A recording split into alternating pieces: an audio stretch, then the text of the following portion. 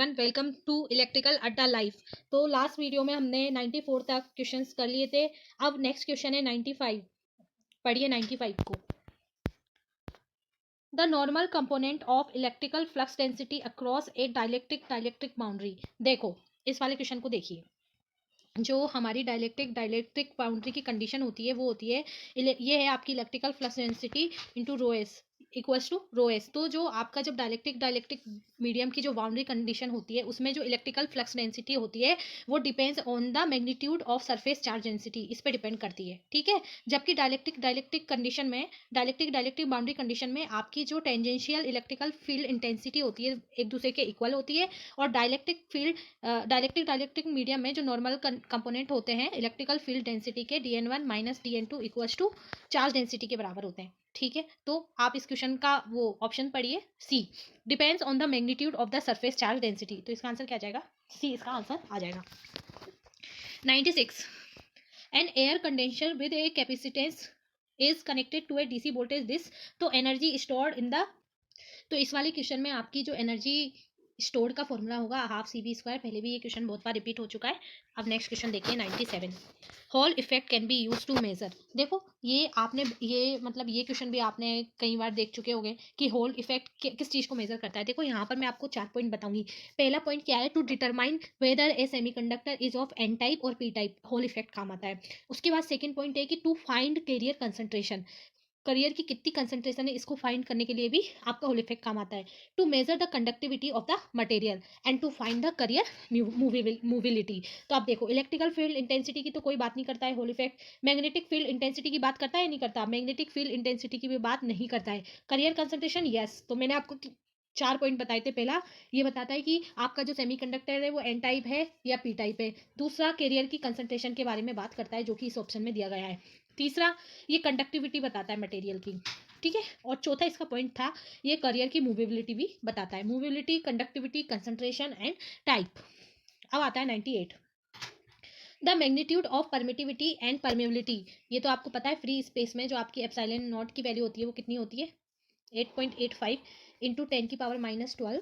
And जो mu naught की value होती है वो होती है आपकी 4 पाई इंटू 10⁻7 हेनरी पर मीटर। तो इसका आंसर आप देखना ऑप्शन में और लगा देना। ठीक है। The air 99 the air between the two oppositely charge clouds is always under electrostatic. देखो जब भी अपोजिट चार्ज मतलब आपकी क्लाउड्स होंगे, एक पॉजिटिव एक नेगेटिव, तो इन दोनों के बीच में इलेक्ट्रोस्टैटिक स्ट्रेस प्रोड्यूस हो जाएगा। तो क्वेश्चन क्या है? The air between the two oppositely charge clouds is always under electrical stress. 100 two infinite parallel metal plates are charged with equal surface charge density of same polarity. The electrical field in the gap between the plates। अब देखो एक positive है दूसरी भी मैंने positive ले ली। अब इसने पूछा है बीच में इसकी इलेक्ट्रिकल फील्ड इंटेंसिटी क्या होगी। तो इस पॉजिटिव की वजह से जो हमारी इलेक्ट्रिकल फील्ड की डायरेक्शन होगी वो होगी रिपल्सिव। ठीक है, क्योंकि जो इलेक्ट्रिकल फील्ड की डायरेक्शन होती है वो पॉजिटिव से नेगेटिव होती है। और इस वाले पॉजिटिव प्लेट्स की वजह से भी क्या होगी? रिपल्सिव। तो इसके बीच में जो आपकी वैल्यू आएगी ये दोनों इक्वल हो जाएंगे, एक दूसरे को कैंसिल करके जीरो आएगी। तो इसका आंसर क्या आ जाएगा? जीरो। इसका आंसर आएगा जीरो। उसके बाद आप नेक्स्ट क्वेश्चन पे चलिए। 3 concentric spherical cells of radius, the charge in coulombs on the inner and outer surface respectively of the outermost cell is। देखो आपके पास 3 सरफेस दे रखी है, 1 2 3। अब उसने बोला है कि पहले पे जो आपकी फर्स्ट रेडियस है R1 उस पर चार्ज -2 है, फिर -2 है, फिर उसके बाद है 4। ठीक है, अब उसका क्वेश्चन है कि charge in Coulomb's on the inner and outer surface respectively. तो सबसे पहले चार्ज इनसाइड R1 सर्कल आपका कितना है? -2 coulomb. Charge inside R2 circle कितना हो जाएगा? देखो चार्ज इनसाइड R2 सर्कल निकालना है तो -2 कूलम और -2 कूलम, तो क्या आ जाएगा? -4 कूलम। फिर charge on inner surface of outer most circle is कितना हो जाएगा? ये आ गया आपका टोटल चार्ज -4। तो इनर सरफेस पे आपका कितना लग जाएगा? +4। ये आउटर मोस्ट सर्कल है ना, ये जो अपना आउटर मोस्ट सर्कल है ना, इसकी इनर सरफेस पे कितना चार्ज लग रहा है आपका? +4। क्योंकि इसके इनर मतलब टोटल चार्ज अंदर कितना है? -4 और इसके इनर सरफेस पे +4। तो ये दोनों आपस में एक दूसरे को क्या कर देंगे? कैंसिल कर देंगे। टोटल चार्ज इनक्लूज क्या हो जाएगा? जीरो हो जाएगा। ठीक है, तो जो आउटर सरफेस पे जो चार्ज आएगा वो आएगा जीरो। तो जो आउटर सरफेस की इनर वाली सरफेस पे कितना चार्ज आ रहा है? +4। और जो बाहर वाली सरफेस है उस पर कितना आ रहा है? Zero coulomb. ठीक है, आगे आंसर। तो इसका आंसर आ जाएगा B. Next question. Two charge of opposite sign of magnitude 1 picocoulomb each are placed 6 m apart. The resulting electric potential at a point midway between the two charge. On the line joining the two charge. अब देखो आपके पास to charge हैं, ठीक है, एक plus Q एक minus Q, और ये 6 मीटर की डिस्टेंस पे रखे हुए हैं। तो उन्होंने बोला है कि रिजल्टिंग इलेक्ट्रिकल पोटेंशियल क्या होगा, बीच में 3 मीटर डिस्टेंस पे आपको रिजल्टिंग मतलब पोटेंशियल निकालना है। सबसे पहले इस वाले चार्ज की वजह से बीच में पोटेंशियल कितना आएगा, के क्यू अपॉन 3 आर, के क्यू अपॉन 3, और माइनस चार्ज की वजह से क्या आएगा इस पर, माइनस के क्यू अपॉन 3। तो ये प्लस का के क्यू अपॉन 3 और माइनस का के क्यू अपॉन 3 एक दूसरे को क्या कर देंगे, कैंसिल। तो आपका आंसर कितना आ जाएगा, 0। तो इस क्वेश्चन का आंसर कितना आएगा, 0 आएगा इस क्वेश्चन का आंसर। ठीक है, 0 लगाओ। नेक्स्ट क्वेश्चन पे चलते हैं। A current impulse of 5 delta t is forced through a capacitor of C farads. The voltage across the capacitor. देखो I equals to C dV by dt और V equals to अपना होता है capacitor में 1/C integration of I into D T. अब इस वाले question में आपकी I की वैल्यू उसने दे रखी है, C की वैल्यू तो आप C लिख दीजिए, I की वैल्यू दे रखी है आपको 5 इंटू डेल्टा टी। तो 5 तो इस यहाँ से बाहर आ जाएगा, तो बाहर क्या बन जाएगा अपना 5/C, और डेल्टा टी का इंटीग्रेशन क्या हो जाएगा, यू टी। तो आप आंसर क्या हो जाएगा, 5/C इंटू यू टी, ये आ जाएगा इसका आंसर। Question number 104। देखो ये थोड़ा ऐसा क्वेश्चन है जो आप थोड़ा लर्न करके रखो। The electric field in the vicinity of two oppositely charge parallel conductor is, कभी भी यूनिफॉर्म नहीं होता और उसकी डायरेक्शन चेंज होती है फ्रॉम पॉइंट टू पॉइंट। आपका इलेक्ट्रिक फील्ड अगर आपको निकालना है, two oppositely charge parallel conductor है, तो इसमें जो आपका इलेक्ट्रिकल फील्ड है वो यूनिफॉर्म नहीं होता, इसकी डायरेक्शन चेंज होती है point to point. Question number 105। देखिए आप, मैं जितने भी आप लोगों को क्वेश्चन सॉल्व करवा रही हूँ, अगर आप इन क्वेश्चंस को किसी भी एग्जाम से पहले एकदम लगा के गए तो मैं आपको 90% गारंटी देती हूँ कि आधे से ज़्यादा क्वेश्चन इन्हीं वीडियो से आने वाले हैं। मैं अभी बहुत छोटी छोटी वीडियो डाल रही हूँ तो थोड़ा मुझे टाइम लग सकता है आपका कोर्स पूरा करने, लेकिन जब तक आपका SSC JEE का एग्जाम होगा तब तक आई होप मैं आपकी सारी की सारी वीडियोज़ कंप्लीट कर दूँगी, फिंगर क्रॉस। और देखते हैं क्वेश्चन नंबर 105 से आप देखिए, और अगर आप इस लेवल के क्वेश्चन लगा के जाएंगे तो वहाँ तो इससे ईजी ही क्वेश्चन आते हैं, वहाँ पर आपकी मैटर करती है एक्यूरेसी, और एक्यूरेसी तब आएगी जब आप इन क्वेश्चन को जितनी बार रिपीट कर सको, आप जरूर रिपीट करना। ठीक है, आप देखो 105 है, ये क्वेश्चन पढ़ो। A parallel plate capacitor having charge Q on each plate is connected to a battery, है ना। अब वो क्या पूछा है, now the battery supplies unequal and opposite charges to the plates, the two plates of the capacitor have equal and opposite charges. Option number C पढ़ो। The finite surface of the facing surfaces of the capacitor have equal and opposite charges. The outer surface of the plates have unequal charges. अब देखो basically ये question है ना, question है 105। तो ये क्या कहना चाह रहा है, देखो जब भी आप when a parallel plate capacitor with two identical plates, ठीक है, कनेक्टेड टू ए बैटरी, है ना, the charge on the two plates will be opposite and identical. ठीक है, ये देखो ये आपकी कैपेसिटर की प्लेट है और आपने इसको क्या कर दिया, बैटरी से कनेक्ट कर दिया। तो जब चार्ज जनरेट होगा तो एक तो इक्वल होगा और अपोजिट चार्ज जनरेट होगा। बिकॉज क्योंकि electron deposited on one plate which is connected to negative terminal of battery, and electron must be removed from other plate which is connected to positive terminal of battery. Hence one plate gets positive charges and other plate gets negative charges which appear facing surface of the plate parallel plate capacitor. ये क्या है, facing surface है parallel plate capacitor की।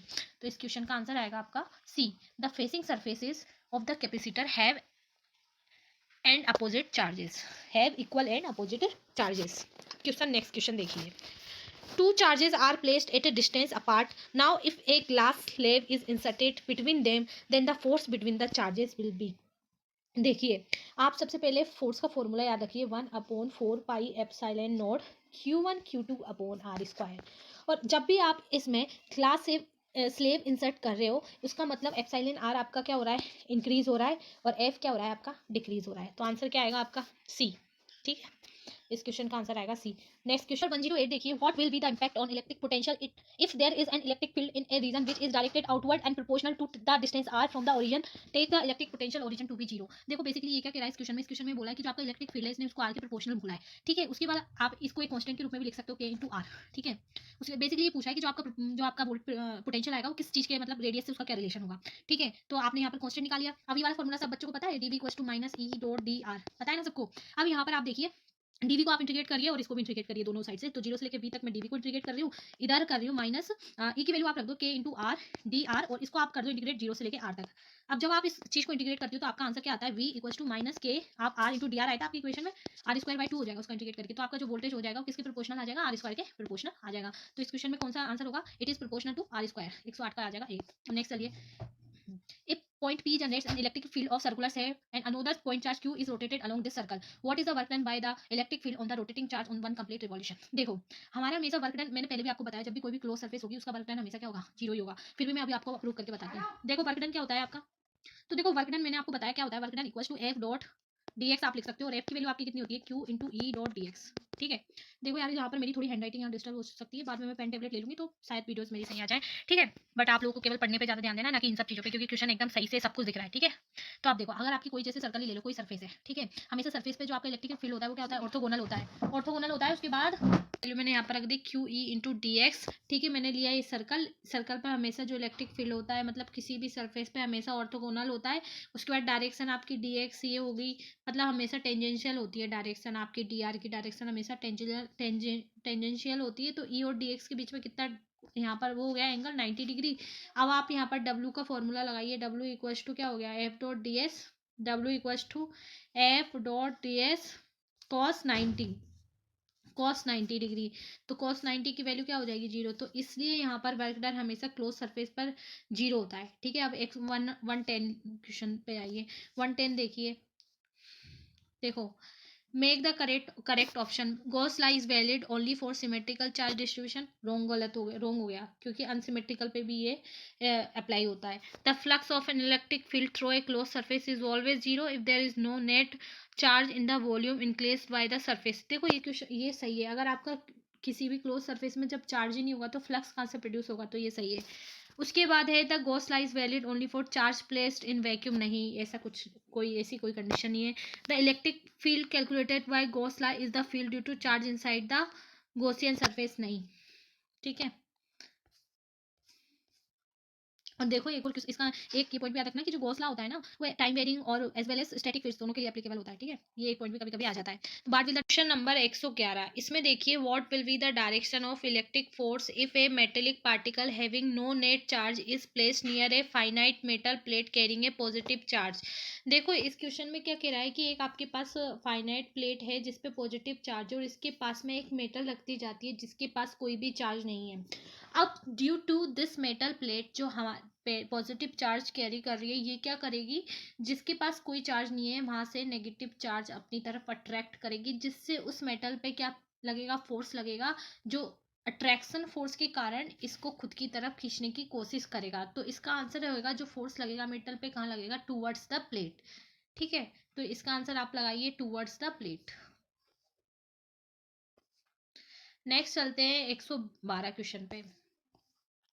Which of the following situation arises when a proton and electron are placed in a uniform electric field? देखो जब आप एक, अब हम बात करते हैं जब भी प्रोटॉन और इलेक्ट्रॉन को आप यूनिफॉर्म मैग्नेटिक फील्ड में, इलेक्ट्रिक फील्ड में हम रख रहे हैं, तो उस पर फोर्सेस, क्योंकि ऑप्शन में एक्सेलरेशन और फोर्सेस पे कंपैरिजन पूछा है, तो उस पर फोर्स की वैल्यू किस पे ज़्यादा होगी किस पे कम होगी, एक्सेलरेशन की वैल्यू किस पे ज़्यादा होगी किस पे कम होगी। तो सबसे पहले हम बात करते हैं फोर्स पे। फोर्स क्या होता है, Q into E, because of proton और इलेक्ट्रॉन दोनों पे चार्ज क्या होता है, सेम होता है, और इस टाइप क्वेश्चन में क्या दे रखा है, जो इलेक्ट्रिक फील्ड है वो आपका यूनिफॉर्म है, स्टैटिक है, तो हमारे जो चार्ज है वो तो सेम है, तो दोनों पे जो फोर्स अप्लाई होगा इलेक्ट्रॉन और प्रोटॉन पे वो तो इक्वल अप्लाई होगा। उसके बाद अब हम एक्सेलरेशन की बात करते हैं, तो एक्सेलरेशन होता है एफ बाई एम। अब mass of proton is greater than mass of electron, जब किसी चीज का मास ज्यादा होगा तो वो कम मूव कर पाएगा, तो जो प्रोटॉन होगा वो तो कम मूव कर पाएगा, यानी उसका एक्सेलरेशन क्या होगा, कम होगा, और जो इलेक्ट्रॉन होगा इसका एक्सेलरेशन हाई होगा। तो इसका आंसर यही आएगा। देखो एक्सेलरेशन इक्वल तो होगा नहीं, जो पहले ऑप्शन में दे रखा है, और जो फोर्स होगा वो इक्वल होगा, और बी में ऐसा कुछ दे नहीं रखा, तो इसका आंसर आएगा सी। क्वेश्चन नंबर ये parallel plate capacitor a thin metal sheet is placed between the placed plates at equal distance, the sheet remain parallel to the plates of the capacitance length.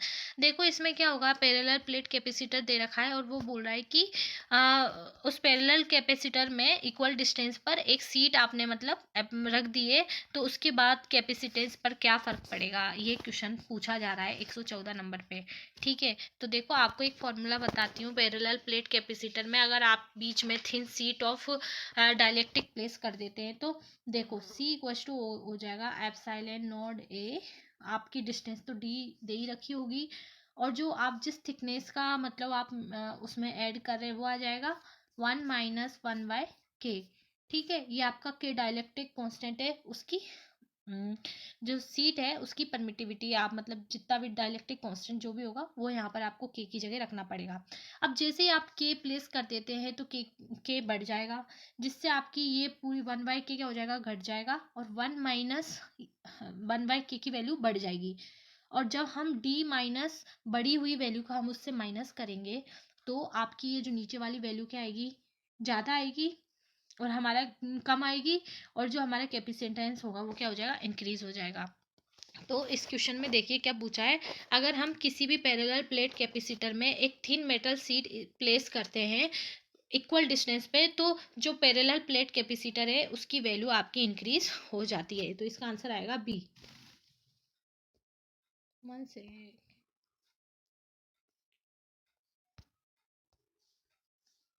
Question number next. A parallel plate capacitor has plates of unequal area. The larger plate is connected to the positive terminal of the battery and the smaller plate to its negative terminal. Let plus q and minus q be the charge appearing on the positive and negative plates respectively. The relation between plus q minus q.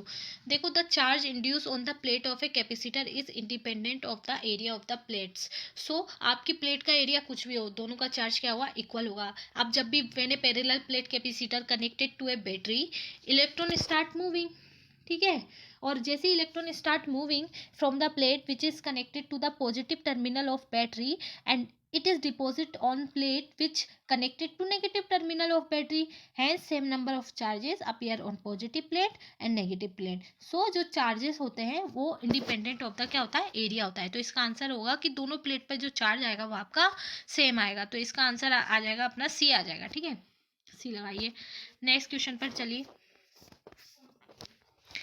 Among the following situation, which of the situation is most likely occur if an electric dipole is placed at the center of a sphere? देखो जब भी आप किसी भी spare के centre में electric dipole place करोगे तो क्या होगा, जो चार्ज होगा दोनों का एक दूसरे को क्या कर देगा, प्लस की और माइनस की इक्वल टू क्या हो जाएगा, जीरो। तो उसकी वजह से उसका इलेक्ट्रिक फील्ड क्या आ जाएगा, उसका आंसर जीरो आ जाएगा। तो the electric field is zero in a circle on the sphere. इसका आंसर आएगा सी आएगा। अब आते हैं 117 नोट एंड क्वेश्चन 118 पे आते हैं। If the distance between the plates of A parallel plate capacitor is increase, तो आपका क्या होगा, अगर डिस्टेंस आपके अगर इंक्रीज करते हैं, तो देखो अगर डिस्टेंस इंक्रीज करते हैं तो कैपेसिटर क्या होगा, डिक्रीज होगा, है ना। सी क्या होगा, डिक्रीज होगा। और देखो सी और वी में हम सी और पोटेंशियल डिफरेंस में हम रिलेशन निकालते हैं, तो सी इक्वल टू क्या होता है, क्यू बाई वी। तो v इक्वल्स टू क्या हो जाएगा, एक सेकेंड, v इक्वल्स टू हो जाएगा क्यू वाई, सी आ जाएगा epsilon not a by D. अब आप क्या कर रहे हो, डिस्टेंस क्या कर रहे हो, इंक्रीज कर रहे हो, तो v क्या हो जाएगा, आपका पोटेंशियल डिफरेंस इंक्रीज हो जाएगा, है ना। तो which of the following will change, तो पोटेंशियल डिफरेंस आपका होगा, चेंज हो जाएगा। एनर्जी डेंसिटी पर कोई फर्क नहीं पड़ता डिस्टेंस का, चार्ज पर भी डिस्टेंस का कोई फर्क नहीं पड़ता। तो ये क्वेश्चन देखो, if the distance between the plates of A parallel plate capacitor is increased, तो ओनली जो प्रभावित होगा इससे वो होगा potential difference across the capacitor. Energy density और चार्ज कोई इसका मतलब कोई इस पर असर नहीं डालेंगे। 119 देखिए अब 119 देखो, imagine a charge Q is placed at the centre of the open end of a cylindrical vessel. The flux of the electric field through the surface of the vessel. देखो जो बेसल होता है ना, उसमें आप दो फेस लेके चलते हो, एक आगे का और एक पीछे का। तो मैंने बताया था एक क्यूब वाला क्वेश्चन आया था कि उसकी एक फेज से कितना फ्लक्स पास होगा, तो आपका आंसर रहता Q/6 एप्सिलॉन नॉट। अब इसमें क्या पूछा है कि एक वेसल है, सिलेंड्रिकल वेसल, उसमें कितना फ्लक्स मतलब जाएगा किसी भी एक सरफेस से, तो दो की सरफेस होगी तो Q/2 एप्सिलॉन नॉट, इसका आंसर आएगा सी पे। 120 पर देखिए, electric flux through a surface area is the integral of. Electric flux क्या होता है? फ्लक्स क्या होता है आपका? नॉर्मल कंपोनेंट, ठीक है, of the electric field over the area. इसको कैसे लिख सकते हो आप? देखो, इलेक्ट्रिक फ्लक्स आपका किसके बराबर होता है? फाई इलेक्ट्रिक का होता है close integral of D dot D S equals to phi Q enclose, sorry Q enclosed, है ना, ये क्यू है आपका क्यू। अब इसमें फाई ई डी को क्या लिख सकते हैं? Epsilon not E dot D S, ठीक है। और जो ई डॉट डी एस में कौन सा कंपोनेंट आएगा आपका? Normal component. So the formula shows that electric flux through a surface area is integral of the normal component of the electric field over the area, ठीक है। तो इसका answer आ जाएगा normal component of the electric field over the area.